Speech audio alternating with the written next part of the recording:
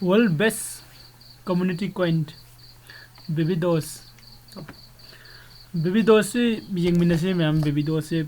yamna magi scope ko my feature yam label adugumbo kanone coin namne already 11 exchange ta listing tawgaraga hojik ko yam thuna mayamna ready ngangnaba hore si Binance ta yam thuna listing tawrani haibagi adugumba masu khogi say just kanada khogi kari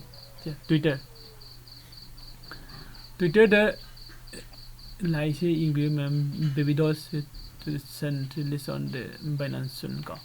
sikatena te atop mayam Twitter da magi idea magi knowledge ki matungina ko post tawna rei Binance ta yam thuna lani habagi baby dose ko that's we reply to this so hand listing on this because na mayam lang na da baby dose da khona yengai se kaino hariba baby dose coin ko walgi the best community kaino hoji powder more than 10 lakhs holder ko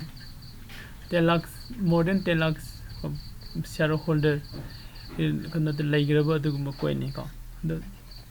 10 lakhs holder laiba khakta natana kogi kana the 11th exchange samasana te yam chawe exchange ne ko kogi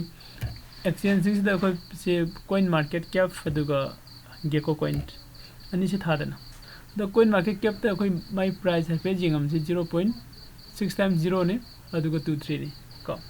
my price is jika tu mitik yamna pigi yamna nemi koi na side invest tawda yamna the matam chaba no moiri ko adu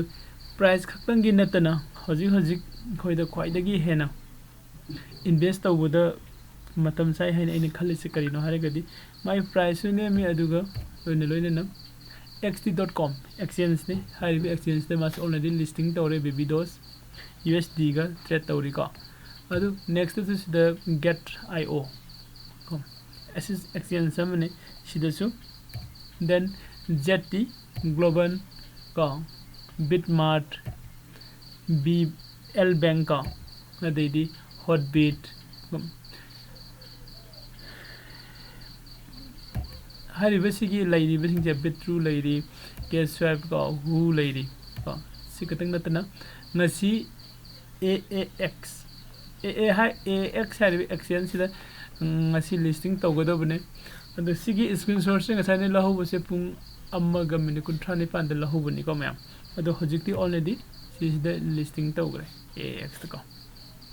aduna koina haribasi coin se loksin bayai ko wazirex 1000 rupees to 500 rupees ki risk lawraga thamjin garga after 6 months natraga after 1 years the id millionaire oibagi yabagi chances adi koi lakpati oiba yabagi chances yamna wang na leiba adugumba coin amane baby dose coin ko adu